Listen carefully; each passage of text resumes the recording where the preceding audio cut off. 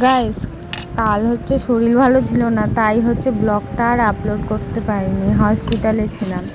তো কালকে তো একাদশীর পারণ ছিল, তার জন্য আমি করেছিলাম কারকোল ভাজা, ভাত আর হচ্ছে চাটনি আর হচ্ছে আলু পটলের ডালনা টাইপের। তো আমার কারকোল ভাজাটা প্রথমে করে নিয়েছি, তারপরে আলু পটলের ডালার ফোড়নে হচ্ছে গরম মশলা, গোটা গরম মশলা, শুকনো লঙ্কা দিয়ে ফোড়ন দিয়ে এটাকে ভেজে নিয়ে সিম্পলি তারপরে আদা জিরা বাটা দিয়ে বাস। আমি লঙ্কা বাটি না, আমার হাত ভীষণ জলে, অ্যাকচুয়ালি কান্নাই করে দিই। তো এটা করে নিয়ে তারপর লাস্টে আমের চাটনিটা করে নেব।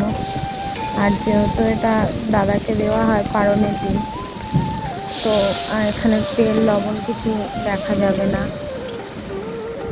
একটা প্রসাদ টাইপের, তো সেটা রান্না হওয়ার পরেই আগে দিতে হয়। কী আর করবো, এই এই তো চাটনিটা ব্যাপক হয়েছিল। যে দাদার জন্য আগে ভাতটা করে নিচ্ছি, বেড়ে নিচ্ছি, দাদাকে দিব, তারপরে আমি খাবো। 2 দিন পরে ভাত খাবো। ভাতটা খেয়ে দিয়েই মানে শরীরটা এত খারাপ লাগছিল কি বলবো।